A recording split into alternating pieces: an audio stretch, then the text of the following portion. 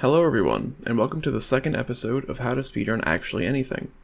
If you missed the first episode, it covered what you'll need to know about picking a game to run, so check that out if you haven't yet. This video will cover the hardware you'll want to consider using while speedrunning.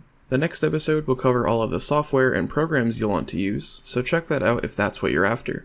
As always, if you think I missed something or want to add advice, feel free to put that in the comments. I'm mostly going off of my own experiences, so more viewpoints are always helpful. If you have any further questions, feel free to connect with me on Twitch, Twitter, or my Discord server. Links to everything are in the description. The first piece of hardware that you'll need is something to play your speed game on. Whether it's the console, PC, or even a phone, you obviously need this, the game, a controller or keyboard and mouse, a memory card if necessary, and a monitor or TV to play the game on. The next piece of hardware that you'll want is a computer if you're not already using it to speedrun. Now, it is possible to record, upload, and do everything else on a phone if you don't have an access to a computer, but one will significantly help. You really don't need to go out and buy a top-of-the-line gaming computer for the sole purpose of speedrunning, though something with some power will help if you're running a PC game. With very few exceptions, notably Hollow Knight's any % all glitches category, low frame rates are your enemy.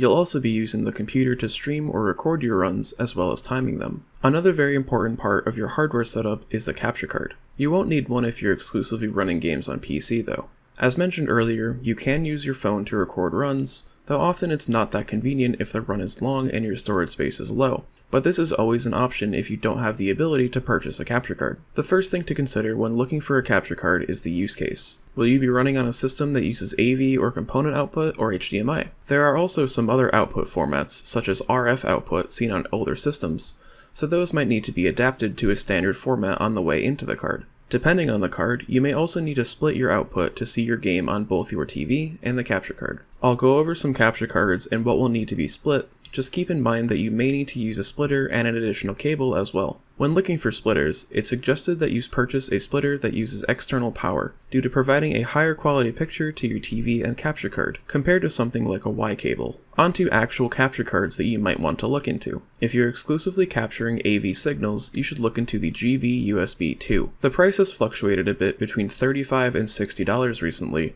but it provides a solid output for not too much of a price.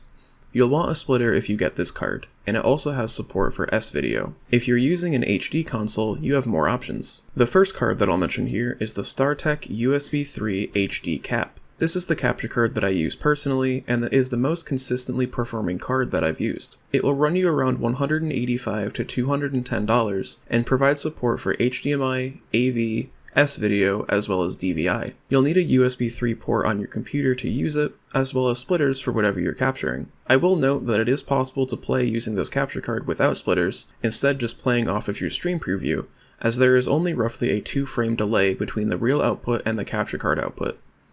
Another option for HD capture is the AverMedia Live Gamer Portable 2 Plus. This costs around $140 and only offers HDMI capture. This card, however, does not need a splitter as it features pass-through. All you need is an HDMI cable coming out of it to get the game to display on your TV. It also only needs a USB 2 port. I haven't personally used this card, so cannot speak to its lag on the stream preview or performance, but I've seen some generally good reviews.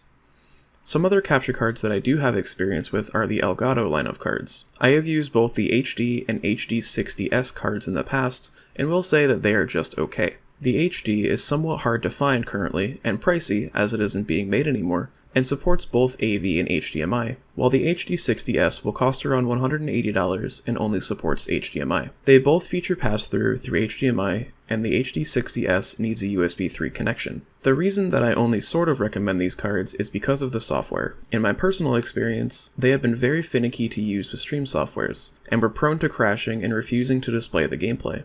Again, this is my personal experience. I know of many streamers and speedrunners that use Elgato cards without issues. There are other cards, such as internal capture cards that use your motherboard's PCIe slots to provide faster data transfer to your PC, but higher quality cards can cost upwards of $400 or more. I'm not sponsored by any company to promote them, and links to everything are in the description. Once you have your capture card, splitters if you need them, and your PC, you'll need to connect everything up. Wires are fairly simple to manage when they're not tangled together, and usually your setup will look like this. Console to splitters if needed, then to the card, then to your TV output and PC.